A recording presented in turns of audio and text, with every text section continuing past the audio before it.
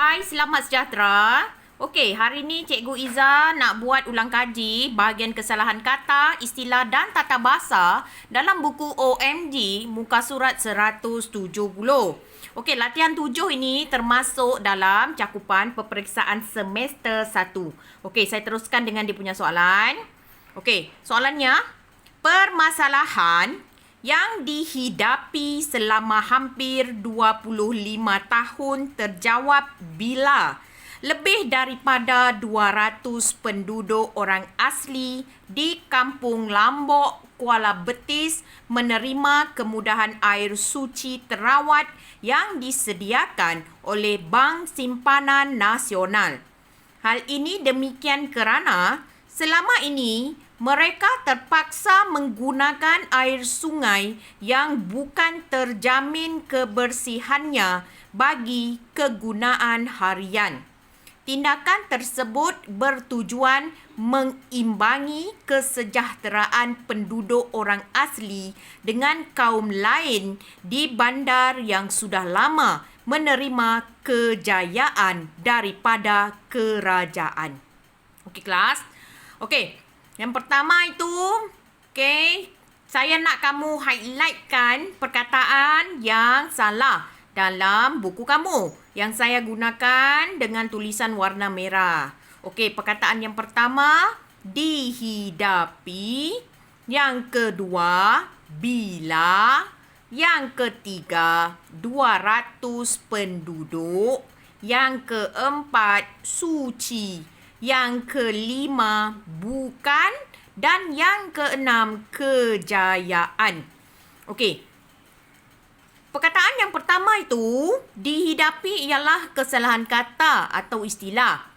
Dihidapi untuk, ayat contoh penyakit yang dihidapi olehnya sudah semakin kronik.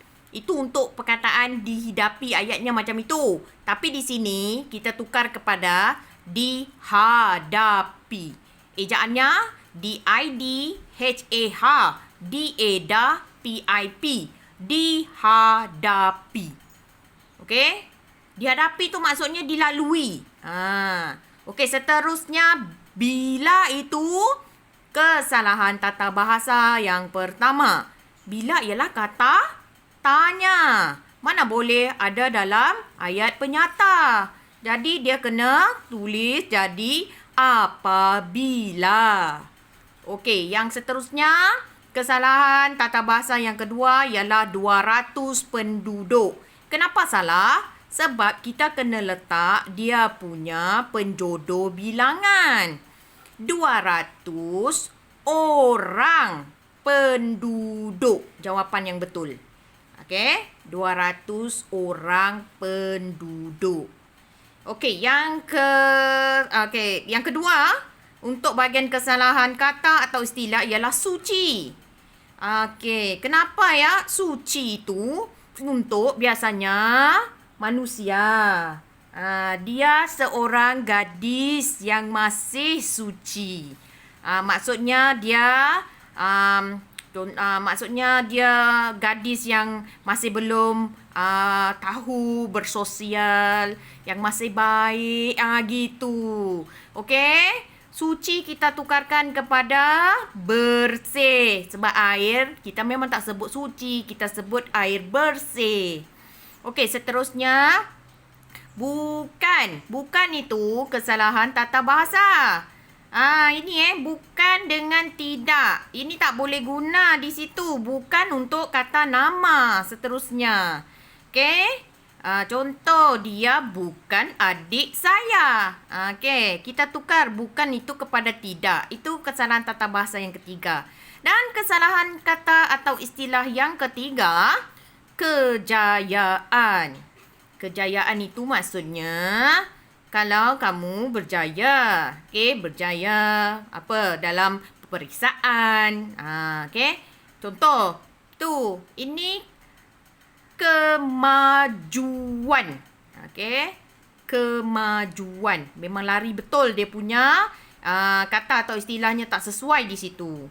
Okey, seperti biasa kamu lihat perkataan yang warna hijau itu juga saya nak kamu tulis dia punya maksud ya. Okey, terawat dengan mengimbangi. Okey, saya bagi dia punya maksud. Okey, maksud terawat maksudnya terjaga. Kalau kamu lihat air bersih terjaga yang disediakan, terawat, okey. Okey, seterusnya maksud mengimbangi maksudnya tidak berat sebelah. Balancing. Okey, dia seimbang.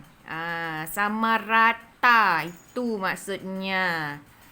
Okey. Dan seperti biasa saya nak kamu cek jawapan dalam kotak-kotak jawapan kamu dalam buku. Tolong tuliskan dekat dia punya apa? Mesti betul ya. Dia punya kotak dia di mana kamu nak letak dia punya jawapan dan juga dia punya ejaan. Tolong semak balik semula. Okey, terima kasih.